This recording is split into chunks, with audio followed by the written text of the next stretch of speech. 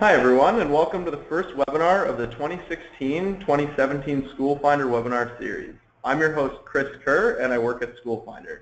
I'm joined today by Barb Swanson of Barb Swanson Educational Services. First, I'd like to mention that you're able to ask myself and Barb questions at any time during this webinar, and we'll be happy to answer them during the Q&A session at the end of the webinar. You can do this via the Questions tab in the GoToWebinar program. And now we'll start off with Barb. Thanks, Chris. Hi, everybody. My name is Barb, as Chris has told you, and I thought I'd start by just telling you a few things about myself so you know who is speaking.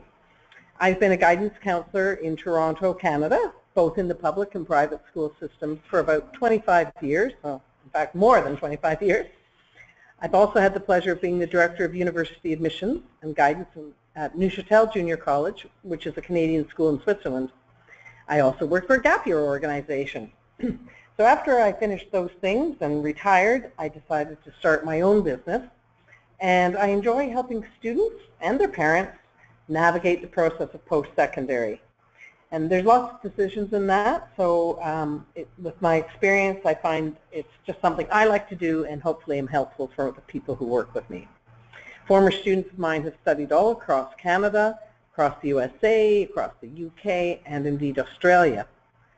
I'm happy to join SchoolFinder today to talk about the search for schools, which of course more specifically is a search for colleges and universities. This whole process can be a daunting experience, but I hope today's information will help you begin your journey of exploration. And I must say that I believe there's no such thing as the best school or the best program. It's all about the fit for a student, and that's what makes it the best. Each of us learns differently, is comfortable in different environments, and has different priorities. The research and decisions you make must be based on you, and the results will be more successful if you keep this in mind. This is why it's so important to know yourself, gather information about programs and institutions, and see which is the right match for you. So let's get started. Okay, so this is what I plan to cover this evening. You've already heard the little introduction, and I'm going to talk a little bit about self-awareness, career awareness, institution awareness, the criteria for making the decisions moving forward, a little bit about the application process, and then address any questions that have come up along the way.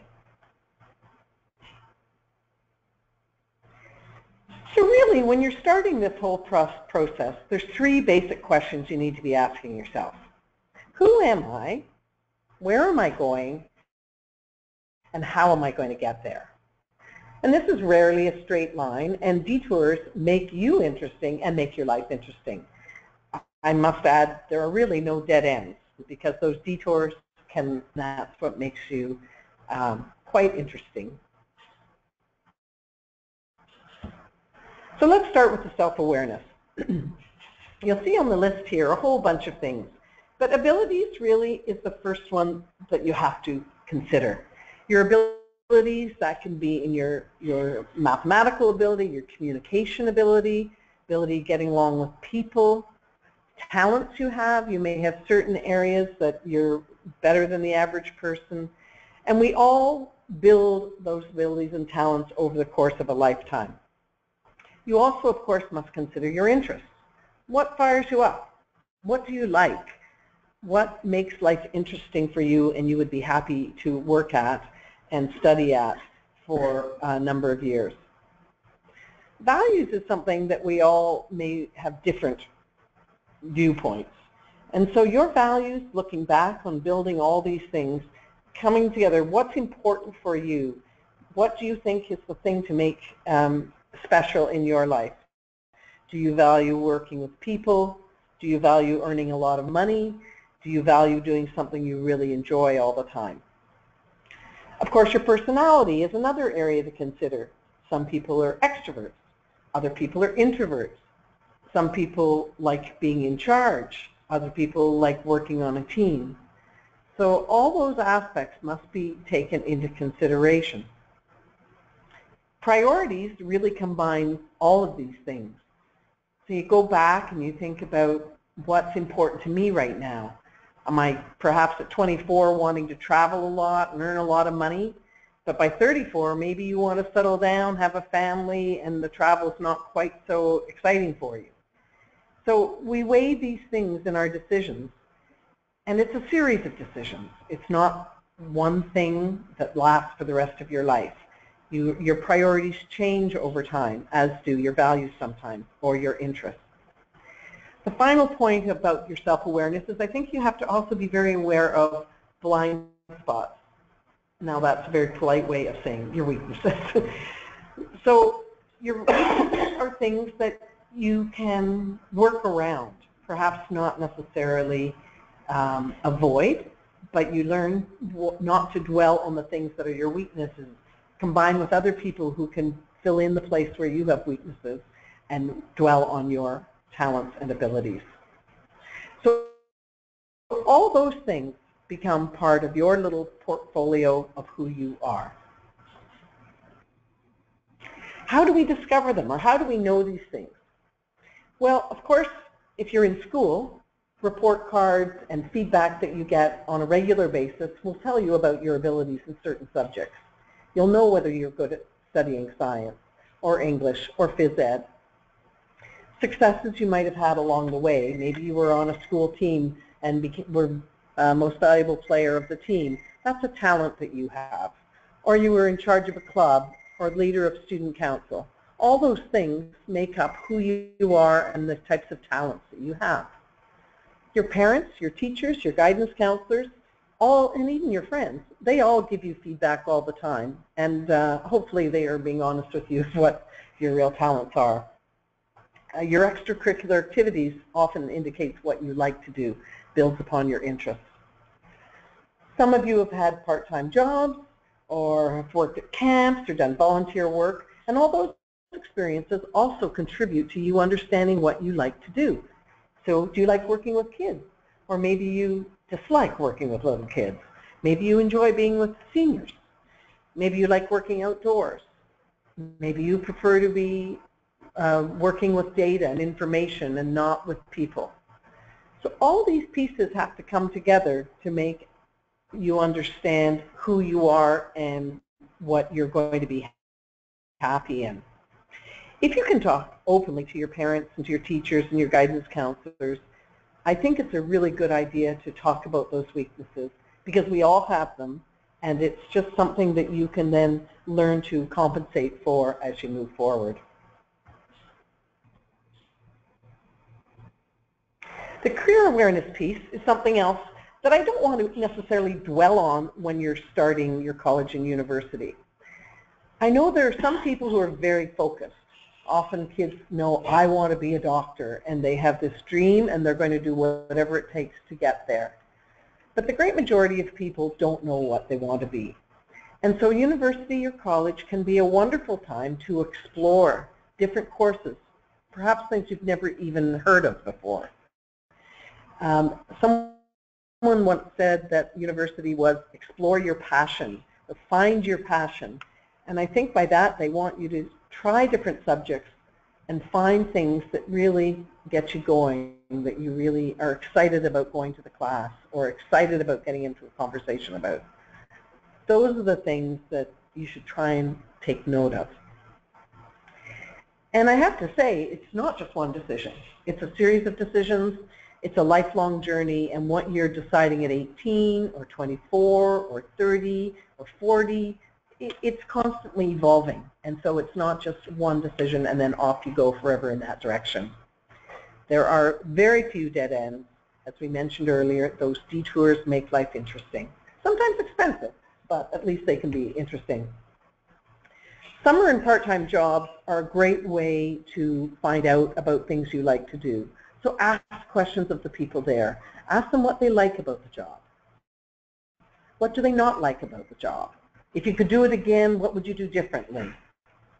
If I want to do this full-time, what should I do in college that will prepare me for this job? What do you know now that you wish you knew then? And if you keep asking those questions of people you work with, of parents, of your friends, of aunts and uncles, I think you will put together in your mind a really good knowledge base of some interesting careers and directions. Some schools will offer co-ops, some high schools will offer co-op or internships and taking a gap year. All are unique opportunities to try and find out more about the world of work. And I think if you have the opportunity to do any of these things, it really is a wonderful way to learn a different perspective on life. I'm a real supporter of a gap year concept. It's very big in many parts of the world, and I think it's a wonderful opportunity to get away, see your country from afar, may perhaps volunteer somewhere in the world, and it gives you an idea of what life is like outside of the bubble you've grown up in. Job shadowing is another opportunity. Maybe ask an aunt or uncle if you could go to work with them one day and see what happens. And again, ask all those questions. In addition, for career awareness, there are many tests available to help narrow the field. In fact, on the SchoolFinder website, there is a career quiz, and that might be a good place to start to just try and narrow down general areas that you want. That also is an area that in my private practice I do a lot with students, is interest and personality and temperament tests to just see what might be a possible match. And remember, what you learn in one place, what you may learn at camp as a camp counselor, those are skills that you then can transfer into a job environment. So don't feel you have to be studying exactly what you want to be or the career you want to end up in, because what you're learning along the way in college and in university, those skills will transfer. You learn how to research. You learn how to write properly. You learn how to communicate with people. It doesn't really necessarily matter what the subject is. It's the skills you're building.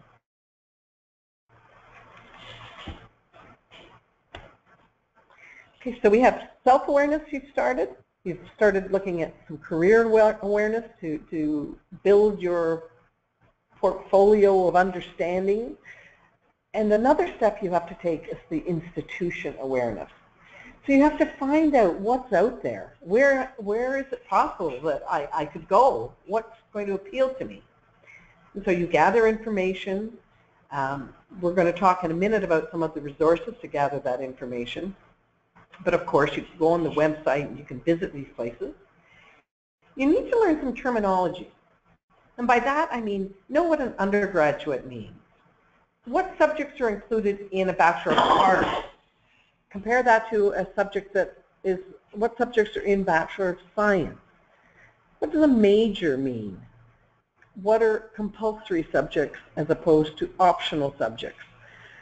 So as you start your research, you may come across some of these words, and if you have an understanding of them, that will make your research much more effective and easier. The other thing you can do if you're in Canada, you can information sessions. And these happen both in schools and in the community. So very often you will see, for example, the Atlantic universities will travel as a group of 10 or 15 representatives from the Atlantic East Coast of Canada schools, and they will go across the major cities across the country. Ontario hosts a very big fair at the end of September every year called the Ontario University Fair. And I know in British Columbia there are similar sort of gatherings of large groups of universities. There's also international fairs, go and study abroad, and the one that's happening this weekend in Toronto is another international study abroad fair. So they are listed on the SchoolFinder website, so that's a really good resource to find out events. You look under the events category. You can also never underestimate getting on campus too. So get to one or two campuses, even if it's not one you think you'll end up in. It will give you a point of reference. And so you can go and wander around, see what the atmosphere is like. So then when you do get to one that is one within the range that you think you might be able to go to, you'll have a much better idea of how it matches up with the others. So it's really, really important, if you can, is to get to various campuses. You'll understand the location, you'll understand the feel, and those are important things. Once again, asking questions, your friends and relatives are a great resource in finding out about institutions. And of course, use the resources. So how do you make the decision though? You've got all this information now put together, you know a little bit about yourself, you've got some ideas about career direction, you've visited a few campuses, so you have a feel of what they're about. How are you going to make this decision? So really what you have to do is set the criteria of what is important to you. And we're going to see that list in just a sec. So set your criteria, then you look at that list and you prioritize it. What's really important to me? Is it more important to be close to home, or is it more important to have the exact program I want, which allows co-op? So research that type of thing. Come up with a short list, like what are your alternatives, maybe 5 or 6 schools that look appropriate for you, and go into each one a little bit more closely and evaluate the good pros and the cons. You might really want to go to the school on the other side of the country, but then that's a huge travel expense. So that might become a con, whereas the pro is you really like seeing another part of Canada. So it's that constant weighing back and forth of what's good and what's a challenge. When you actually decide, it's always really a good idea to what I would call a stretch school. Pick 1 or 2 that you think are just at your reach or a little beyond your reach. If you do your absolute best performance, you might be able to get in there. And then maybe 2 or 3 reasonable or sort of the range that you're normally in when you look at the marks. And then definitely a safety school. 1 or 2 that you know with your average coming out of your grade 11 junior year that you would be able to get into this school A or B. And if you do that, then you're going to have a happier result to your offers. Here are some of the criteria I was just mentioning. So of course you want to find ones with the program that you like. Now, the program can be very general, something like Bachelor of Arts, Bachelor of Science, or it may be very specific. Engineering, Bachelor of Science in Chemistry with Mathematics. There's such a huge range of programs in this country. And so you need to narrow it down a bit, but don't be afraid if you don't have it narrowed down to the absolute very specific thing. Because as I said earlier, many people go in with a broad idea of what they want and then explore at university and narrow it down. The location is a really big thing for many kids. Some people want to stay close to home so you can get home and celebrate a family birthday, and other people want exactly the opposite. They want to stay away from home, and parents can't just drop in. No drop-in ability. They have to phone first because it's just far enough away that they wouldn't risk that you might not be home. And as I said earlier, the further away you are, you may have travel expenses, which of course have to be considered into this whole equation. The size of the campus and the feel of the campus are really, really important. The size of the town and the population of the campus are things to consider. Some people want a big university, other people like another one. My advice at this point would be, whichever you think you have, be sure to keep an open mind to the other. There will often be people who say, oh, I want a city experience, I'm a city girl. But, you know, it may be the only 3 or 4 years you have a chance to be in a small little rural campus where everyone's in the same place and everyone's really involved and it's kind of a little utopia. So be sure to look at that factor very carefully. And when you are visiting that campus, you will get a feel of whether this is a place I think I'd like to spend the next 3 or 4 years. Check out the facilities. Some schools have fantastic sports facilities with pools and squash courts and dance studios, and others are much more simple. So what's important to you, and make sure that it matches what you think is important. Residences is another huge area to be aware of. Most schools in Canada will guarantee residence for first-year students if you apply on time and put your deposit down. So watch very carefully of how the universities you are interested in handle residence. And the final thing I think you need to keep an eye on are unique features. So many schools might have co-op or internships or study abroad, but others might have very specialty programs where you study in a group of 25 students in first year for 2 of your courses, or a program that's a collaborative program between college and university, or programs that you take some courses, I guess this would be the collaborative. You might do studio work at a college and the academic theoretical work at the university. So there's a wide range of unique things that you should try and find out about, because they're the things that sometimes make a program and an experience very special. So here are some of the resources that I think are, if you cover even half of these, you've done well. Of course, the internet is a big one for everybody. You can search the websites of institutions.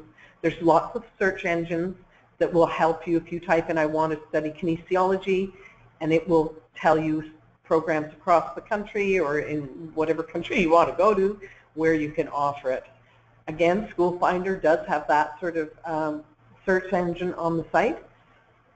You also can get calendars. So every university has a calendar. In Canada we call them calendars, the US call them catalogs, and the British and the Australians call them prospectus. And what those books are is a list of all the courses you can study at that university. So they don't hand those out freely because they're bulky and they're boring and they're kind of heavy, but all that information is online. So you may see it listed as course calendar, or it may say list of all programs, but it is somewhere where you can look beyond first year and see what else is being offered. What they do give you usually are things called view books. And if you attend any of the fairs or you have a rep come to your school, that's what they will probably give you. And it's a glossy, lots of pictures, tells you the programs you can apply into, tells you about residence, and all the basic information a person going into first year university would need to know. There also exist reference books, and these might be things like a book on all the universities in Canada, or it might be a book on sports scholarships in the United States, or it might be ranking of the UK schools. Tons of reference books. And one place I often find those books, guidance offices have some, but also bookstores on a campus. So if you go to your local campus into a bookstore, just go look along their educational reference books, and you will see how to get into medical school, how to get into grad school, tons of them. So here are some on-site references now. So electronic info, sometimes called e-info, that's put out by the Ontario universities. So Ontario has tons of universities, over 20 universities, and they have this website you can use as a search engine. You can find out lots of information on it. Similar one for the colleges is ontariocolleges.ca, where you can find out programs at all the colleges in Ontario. There's tons of those. SchoolFinder, which is sponsoring this webinar, also has a lot of information on the website. You have a dashboard where you can keep track of your own information. There are career tests, there are events listed, there's information about lots of different universities. So it's a really good resource. Scholarships Canada, we aren't even really talking about financial need on this one, but that site tells you about scholarships across the country. Many scholarships are automatically, they're offered automatically to Canadian citizens, and based on your entrance average, there are lots of scholarships. But then again, there are hundreds more that are very specialized scholarships, and some of them you have to apply for. So that website will help you with that. For Grads Only is a publication that on paper gives you charts that you can look up kinesiology, and it tells you all the universities across the country that offer it.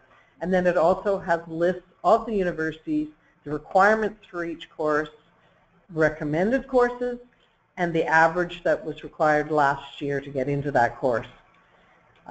There's also a section on timelines, on residents, and all the contacts at, this is a university document, all universities across Canada.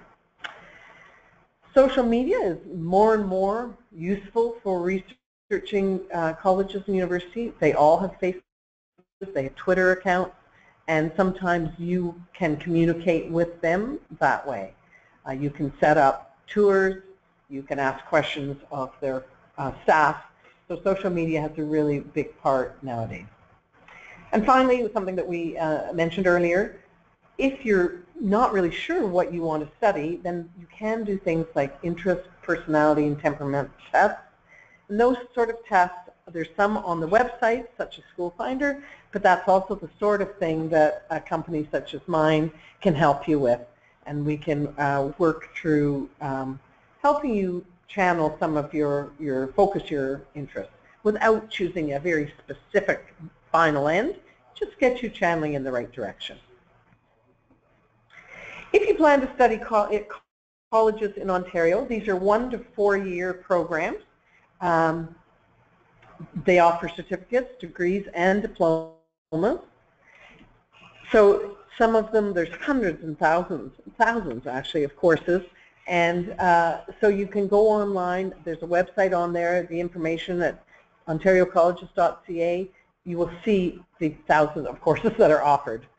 There are collaborative programs that work with universities, but they also have transfer to university programs.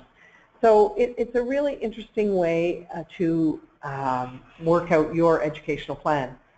Some people also start at university, might get a degree, for example, in something like fine arts, and then they would go to a college to study something specific, like photography. So there's no one way to do the direction. You could do college, then university. You could do only college. You could do only university, or you could do university, then college. So lots of options. The colleges tend to be more hands-on practical and project-based, not as academic theory as you might find at university. They're also a lot cheaper. So if finances is an issue, you may want to look at colleges to get that degree you want. They do all their applications on a common website called OCAS, Ontario College Application Service, and their deadline for all colleges in Ontario is February the 1st. There also are private colleges for things like film, fashion merchandising, computers. So there's lots of ways to get that education in college. The university process in Canada, it varies from institution to institution, but usually the applications come in somewhere between October and March. With an exception, there are a few that may go later than March. A very few do early admission. It's very different from the American system where there is an actual process called early admission. It's not quite the same in Canada. But some of the schools like Acadia or St. Yvette's will in October look at your grade 11 marks if you apply in October and send a transcript. And if they think you're a good bet, then they would give you a conditional early admission. And then that you would have to follow up, obviously, with a successful grade 12 year. But it does allow you to have perhaps an admission in your pocket by Christmas time of your grade 12 year. And that sometimes is a very reassuring thing. All the applications in Ontario use this one central service called Ontario University Application Centre. Some people call that OUAC, other people call it UAC, but it's the same thing. Your schools help you set it up. They give you a PIN number so you can access your account, and that's the way you enter all your choices for Ontario universities and programs. It's one cost, of $150 for 3 choices, and then you can add on more at $50 a choice. It's very user-friendly, and it's on a very assigned timeline. So anyone applying to Ontario universities, the deadline is January 11th, 2017 in this year. Outside of Ontario, it's quite different because each university you apply to directly. And each university has their own fee, and each university has their own deadline. So when you're applying to University of British Columbia or Victoria or Simon Fraser on the West Coast, they will be totally different than McGill or Dalhousie or Bishops or Mount Allison. So please, for those universities, check on the website and find out their deadlines. Admissions in Canada are pretty well based on marks, and usually just your grade 12 marks. They sometimes will look back to grade 11 marks, but it's really your grade 12 marks, usually including the required courses for your program. But watch out, because sometimes there are other supplementary criteria. So for example, if you're applying to a journalism, you might have to write an essay. Or if you're applying to a fine arts program or a design program, you might have to submit a portfolio. Or for music or drama, you might have to do an audition. And now, quite a few universities are asking you to do a questionnaire. Sometimes it's optional, and sometimes it's compulsory.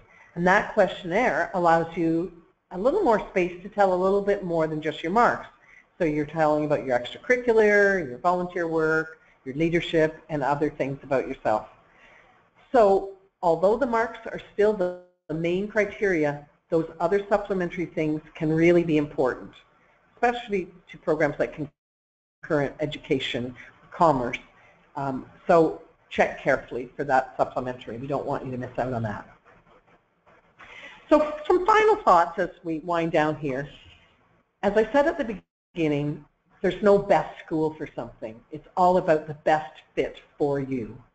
And considering all the criteria we've talked about, and location and costs and programs, everything, find the one that, or the 5 or 6 that match you and apply to those.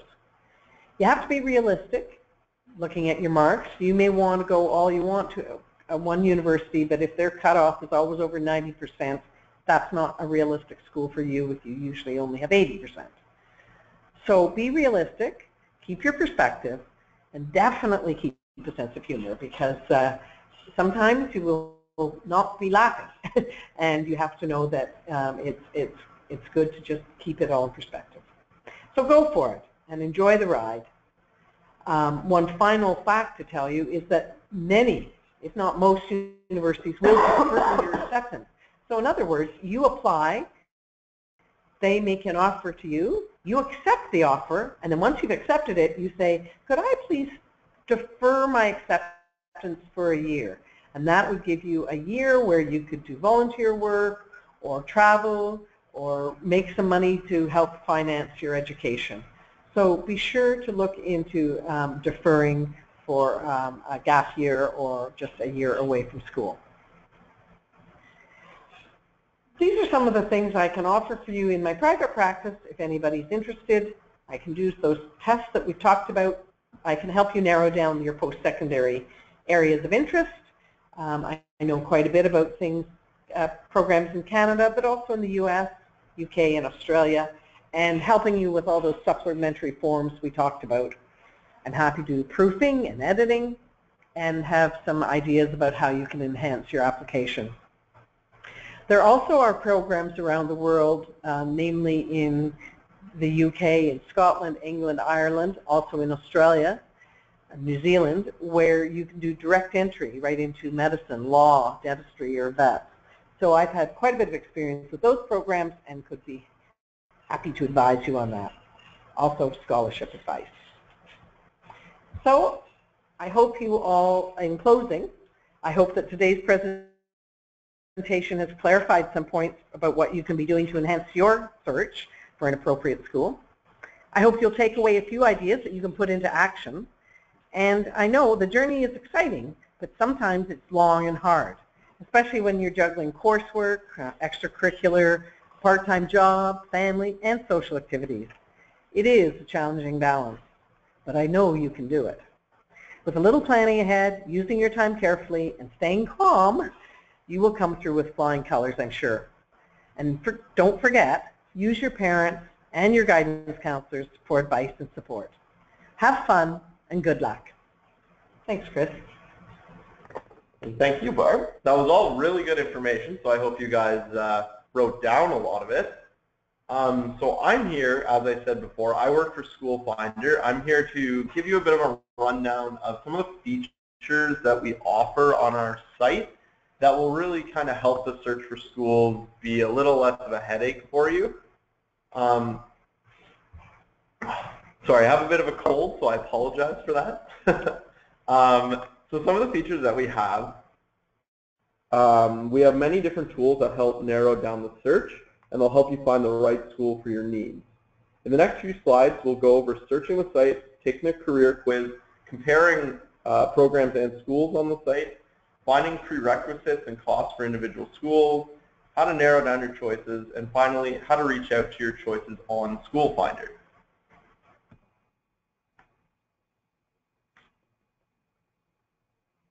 So we make it really easy on you guys to find any college and university in Canada with selected universities in the UK, US, Australia, and in Europe. We actually have just gotten a few in Asia into our system as well. A couple of Chinese schools have been joined SchoolFinder group. So you can narrow down your search by school or by program. Once you've entered your initial search term, you can then narrow it down even further using filters on the following pages. This includes filters like location, degree type, and school type. So you'll notice the two red arrows there. You got your two search bars, one for school, one specifically for program. Once you get through to them, so if you're looking for a school specifically in British Columbia, you can search the school bar for that, and it'll lead you in and show you every single school we have in our system in BC.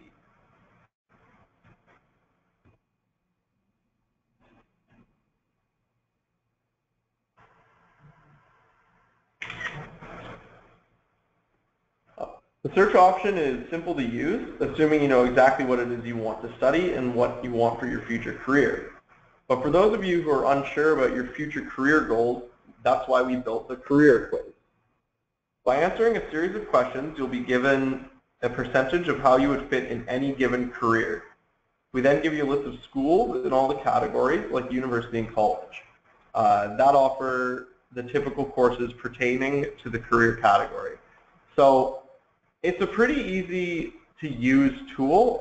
It's just a series of simple questions. It's just really basic stuff like how you do in leadership roles, if you enjoy being outdoors, like those kinds of things. And that'll help you know if you want to get into a specific category.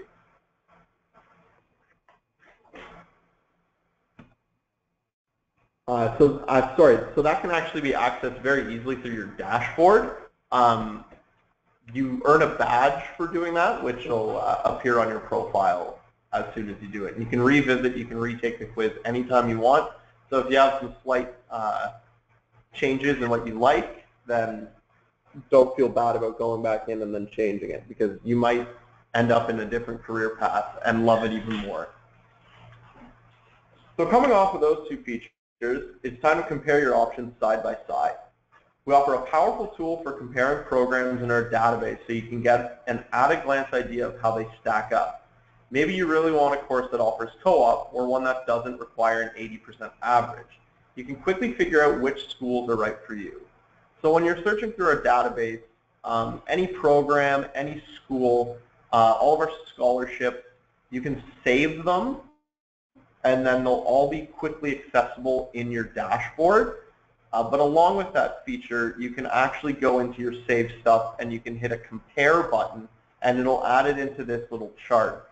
So it shows you everything in columns and in rows, so you can quickly take a look at the fact that 1 out of 3 of those schools has a co-op. So if that's what you want, that would be one of the schools you'd want to keep, and you'd want to keep on your short list.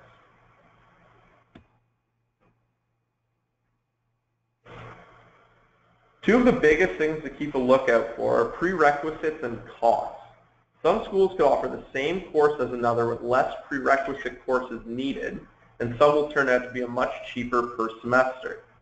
It's always best to research all of your options to make sure you find the best school for your situation. This information can be found on any program's page under the Information and Requirements section. So, for example, there's some paramedic courses in Canada that require you to have biology as well as chemistry and physics, but there's some that don't require the physics section. So if that's something that you're not very strong at, you don't need to necessarily take a grade 12 university physics course in order to be a paramedic. So like I mentioned with shortlists, the last step for you, as you progress through comparisons and narrow down your options, you should be developing a short list of schools and or programs. So like I said, you can save both schools and programs. You can see on the left side, you have your My Schools and My Programs tabs on your dashboard. So those will narrow it down. It'll put it in a list. You can add and remove them at your own pace. This is where you find your comparison options and all of that stuff. Both can be saved and quickly located on your dashboard. Once you narrow down your short list, it's time to compare again and figure out your absolute best options. So as you're comparing like 2 and 3 different schools or 4 and 5 different programs across the country, make sure once you realize one is better than other ones, you keep that saved and you'll remove the other ones and then just keep going. It might take you a couple hours to get through all of the different school options, but you could end up with literally your perfect option. The absolute final step for you is to request info straight from the source. So by hitting the request info button on any of the school's profiles, what that will do is it'll lead you into a quick little form that you fill out, and it'll send it straight to the university's email address. So some of our schools actually have personal email addresses attached to that, so they will personally get back in contact with you and figure out exactly what you need for going to their school, while others will be an information email address, but then you'll be added directly into their database and they'll touch base with you about open houses, big events like that to do with the school. Deadlines is a big example that they send emails for.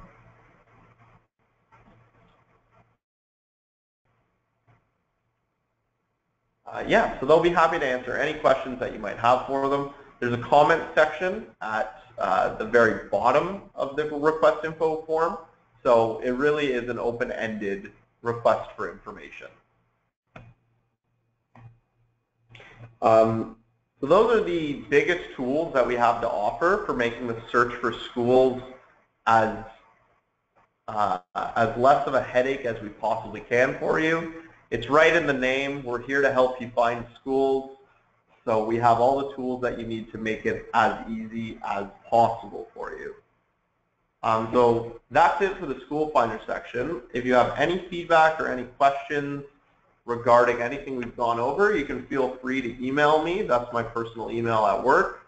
Or you can call our 1-800 number from anywhere in the world, and it'll connect you straight into our office. We'll pick up saying, hello, Edge Interactive. That's just the company that owns everything. So don't be afraid. We're now going to open up everything for a quick Q&A session. So if anyone has any questions, feel free to ask. I'll give you guys a minute to ask. Otherwise, we will end the webinar.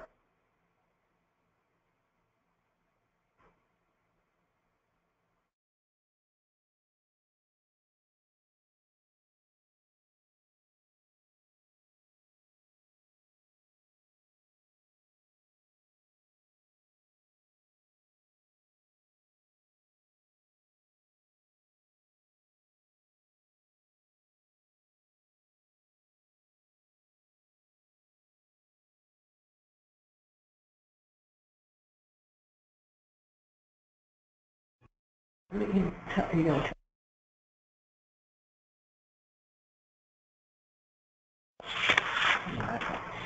all these criteria, university campus tours, what to look for. I mean, you just can't fit it all in, right? Yeah.